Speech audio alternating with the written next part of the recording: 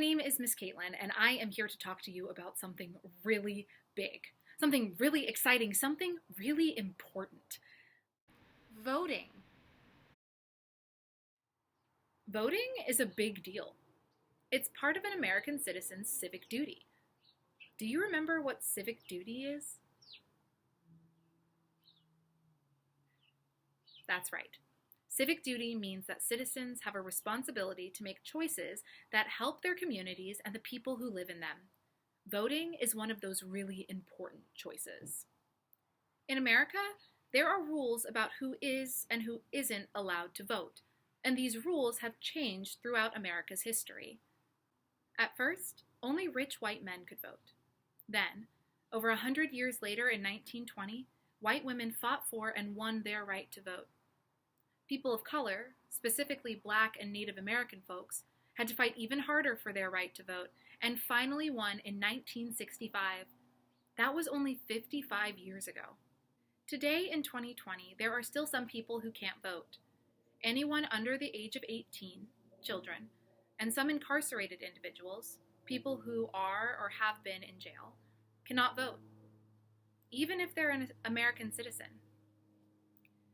And sometimes people even try to stop others from voting by making it really hard to do. This is called voter suppression, and it's illegal. How do you feel about this?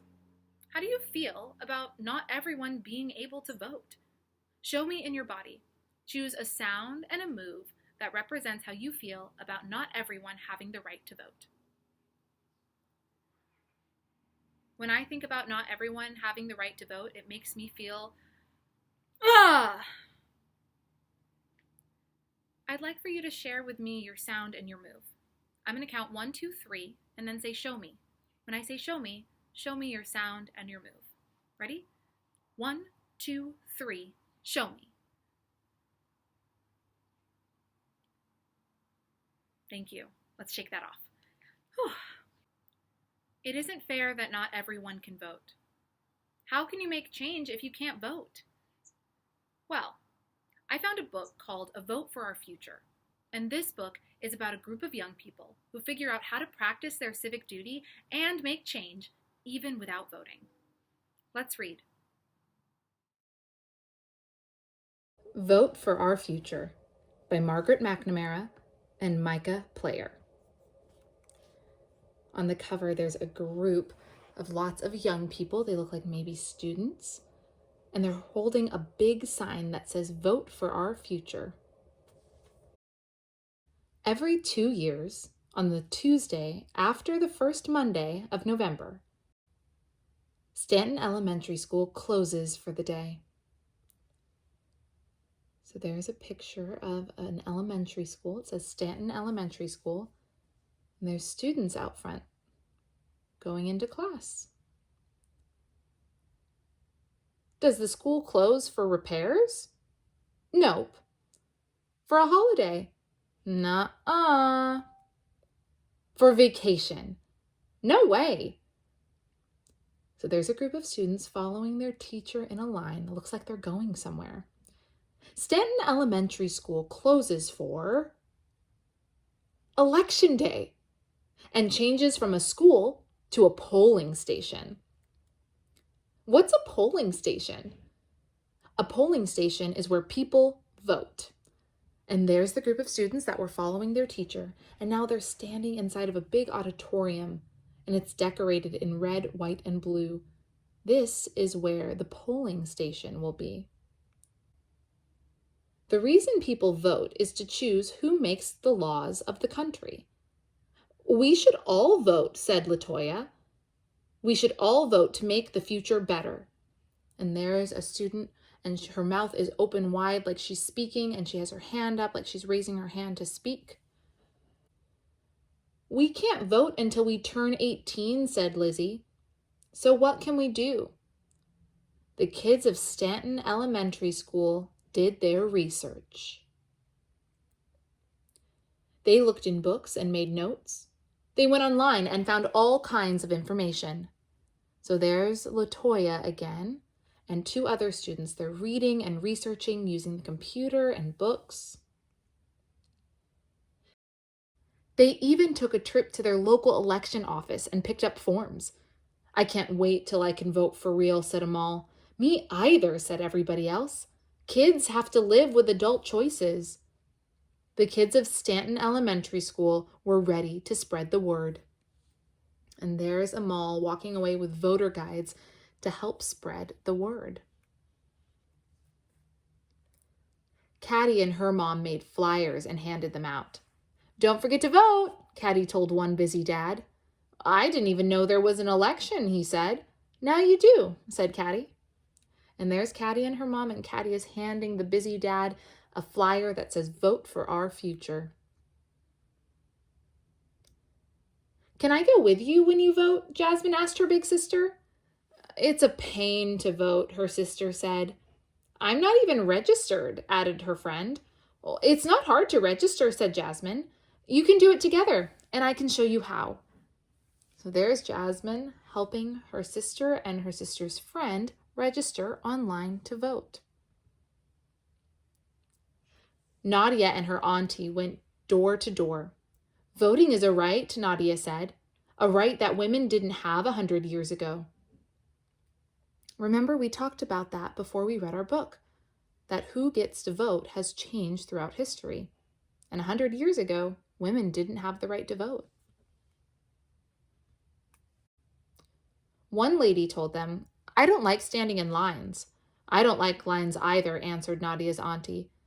But if we stand in line for coffee or for a movie or at the bank, I bet we can stand in line to vote too. Said the lady. Maybe we can. And there's Nadia handing the lady at the door a voter guide. At Jaden's house, the whole family was making their voting plans. Jaden's dad was voting before work. Jaden's mom was voting after work. And there's Jaden's dad sitting in a chair, reading his voter guide, preparing to vote. Does your family have a voting plan? Talk to your grown-ups about what their voting plan is. I've walked to that polling station every election since I could vote, Jaden's great-grand told him. But I can't walk so far anymore. A volunteer can drive you, said Jaden. Let's get you set up, said Jaden's mom. And there's Jaden and his gran, and his mom is on her phone, and she's organizing for a volunteer to drive her great-gran. Maybe you have someone in your community who might need help getting to the polling station. How could you help them get to the polling station?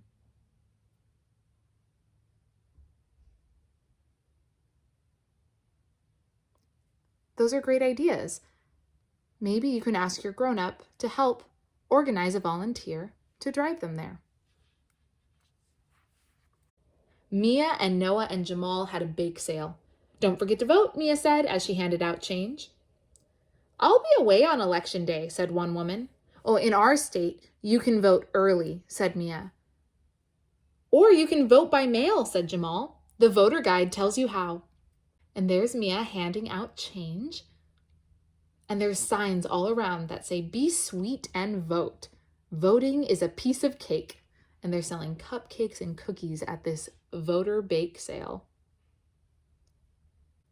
Voting? What's the big deal? Asked a teenager. People fought wars so we can vote, said Mia. That's a big deal. Remember when we talked about civic duty and how that's really important? Voting is part of that civic duty. Mia understands that. Can you show me in your body how Mia looks? Ready, 1, 2, 3.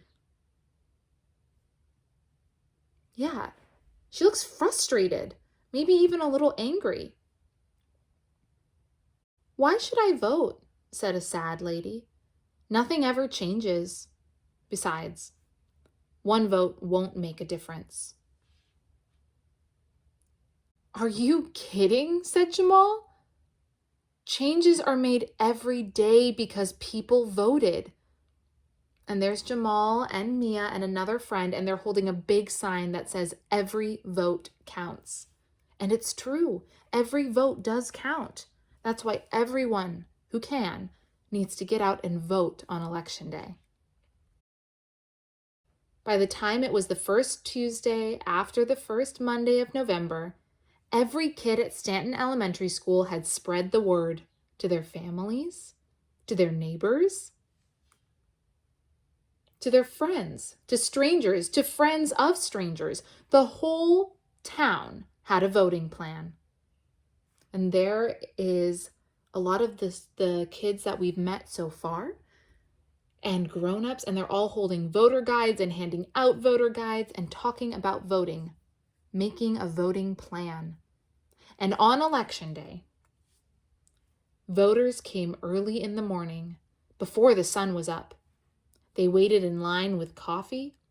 They rolled in on wheelchairs. They voted for the first time and for the 50th time. They ran in at the last minute. They came with their sons and daughters, their nieces and nephews, their brothers and sisters, their cousins and friends. Look at this long line of people waiting to go into the elementary school to vote. This is happening in our country right now. People all over the United States are voting early, and they're waiting in long lines to vote for the next president of the United States. And on November 3rd, even more people will stand in long lines and wait to vote, because it's important. On the first Wednesday after the first Monday of November, all the votes had been counted. The results were so close, the votes had to be counted again. And there is a family sitting on a couch watching the TV, waiting to find out who won.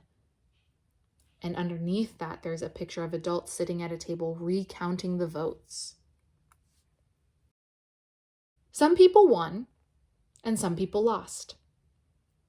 The laws of the country began to change.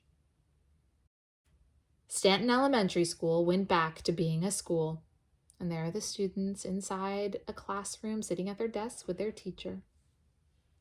And there's LaToya from the beginning of our story. And in her notebook, she's written, "For a new tomorrow, LaToya for Senate." It looks like LaToya wants to run for Senate, which is a government position that helps make laws when she grows up. And the future began to change. And there are the students going to school, and they look excited and empowered and hopeful and like they're ready to make change. The end. How do you feel now about voting after reading our story?